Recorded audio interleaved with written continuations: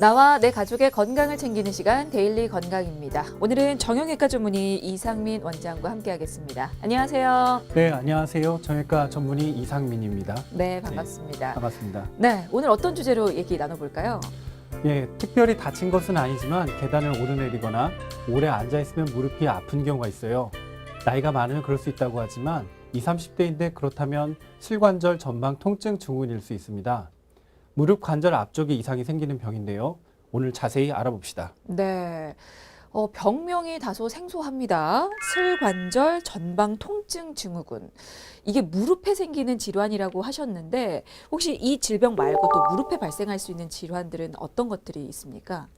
네, 무릎에 발생할 수 있는 질환은 정말 종류가 많죠. 네. 우선 골절이나 인대 손상, 연골판 손상 등 외상에 의한 질환이 있을 수 있고요. 또 무릎을 많이 오랫동안 사용해서 발생하는 퇴행성 관절염 등이 있습니다. 이외에도 무릎 연골 연화증이나 슬관절 전방 통증 증후군 같은 외상과 관계없이 비교적 젊은 나이에도 오는 질환도 있습니다. 네.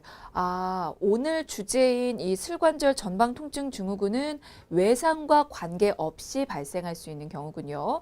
자세한 원인은 이따 다시 여쭤보고요. 그 전에 먼저 그 무릎뼈 구조부터 좀 자세히 설명을 해 주시겠어요? 네, 알겠습니다. 우리 무릎은 그 대퇴골, 경골, 그리고 흔히 뚜껑뼈라고 하는 슬개골 이렇게 세 개의 뼈로 구성되어 있습니다. 대퇴골과 경골 사이에 연골판이 있고 그리고 내 외측 측부인대, 전방 및 후방 십자인대가 있습니다. 이외에도 여러 가지 인대와 근육들로 복잡하게 이루어져 있습니다. 네. 그러면 이 슬관절 전방 통증 증후군은 그 중에서 어느 부분에 문제가 생기는 거죠? 근데 슬관절 전방 통증 증후군은 무릎 관절 전방부의 슬개골과 그리고 대퇴골이 이루는 무릎 전방 관절과 그 인접 부위의 문제로 인해서 발생하는 그 통증을 일컫는 말입니다. 그 다른 말로 슬개 대퇴 통증 증후군이라고도 하고요. 네, 알겠습니다. 근데 궁금한 게 사실 너무나 낯설어서 발병률이 좀 낮아서 그러는 건가 싶은데 어떻습니까? 슬관절 전방 통증 증후군은 그렇게 드문 병은 아닙니다. 오히려 가장 흔한 무릎 관절 질환 중 하나죠. 젊고 활동적인 사람들에게서 흔히 발생한다고 알려져 있고 여성에게 많이 특히 20대, 40대에서 여성에서 약 25%까지도 발생할 정도로 많이 발생하는 병입니다. 그렇군요. 근데 보통 무릎 관절 질환 하면 중년 이후 여성에게 좀 많이 발병할 거라고 생각들 하시는데 이 슬관절 전방 통증 증후군은 젊은 여성에게서 많이 발병한다고 말씀을 해주셨어요. 특별한 이유가 있습니까? 네, 우선 여성분들의 무릎 모양이 약간 남자분들에 비해서 좀 X자를 보입니다. 그리고 대퇴 슬개 관절에 불균형이 있는 경우가 많고요. 네. 그래서 또한 그 대퇴 사두근 근육량이 적기 때문에 대퇴 슬개의 관절을 적절히 잡아준 힘이 약한 경우가 있습니다. 그래서 젊은 여성들에게 특히 많이 네. 발병을 하는군요. 그러면 이 슬관절 전방 통증 증후군의 발생 원인은 어떤 게 있습니까?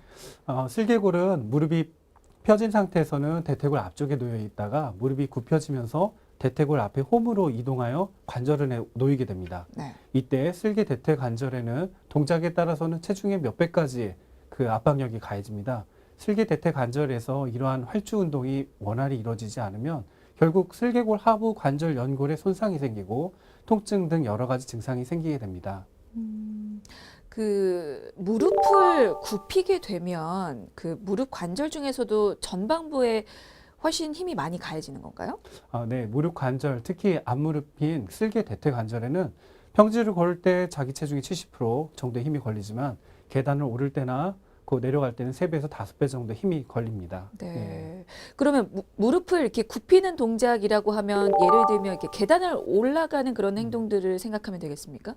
네, 오래 달리기, 계단 오르기, 그 등산 같이 무릎을 굽히면서 체중이 가해지는 활동을 무리하게 하면서 무릎에 과부하가 걸리는 경우, 그리고 무릎 주위 근육에 불균형이 있는 경우에 많이 발생하게 됩니다. 그러면 평소에 계단 운동이라든지 등산을 자주 하시는 분들은 이 슬관절 전방 통증 증후군이 생길 확률이 훨씬 높아지는 겁니까? 적절한 운동은 그 무릎 주변 근육의 균형을 잡아주어 통증을 줄여주는 역할을 합니다. 네. 하지만 앞서 얘기한 것처럼 그 달리기, 계단 오르기, 그리고 무리한 등산, 이런 운동을 무리해서 하는 것은 그런 경우에는 더 발생하기가 쉽죠.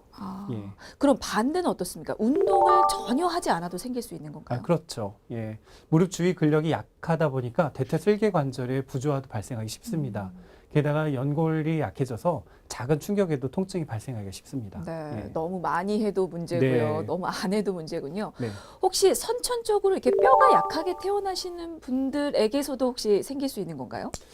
선천적으로 무릎뼈가 약해서 발생하는 것은 아닙니다. 아, 하지만 선천적으로 대퇴골이 안쪽으로 돌아 있거나 경골이 외전되어 있는 경우에는 슬개골이 대퇴골 위에서 정상적으로 활주되기가 어렵기 때문에 슬관절 전방 통증 증후군이 발생하기 쉽습니다.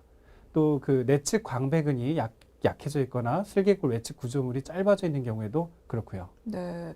그럼 이게 만약에 증상이 나타난다면 한쪽만 주로 나타납니까? 아니면 양쪽 무릎에 다 발생을 하는 경우가 많나요? 정도 차이는 있지만 많은 경우에 양측성으로 나타나곤 합니다. 예. 그렇군요. 만약에 양측으로 나타난다면 이게 증상은 어떤 식으로 발현이 됩니까? 환자는 일반적으로 그 평지는 수월하게 걸을 수 있지만 네. 계단을 오르내릴 때 특히 내리막길에서 통증을 많이 느낍니다. 음. 또 앉았다 일어설 때 그리고 하이힐처럼 높은 신발을 오래 신고 서 있을 때 그리고 운전을 오래 한 후에 무릎 전방부 통증을 느끼게 되죠.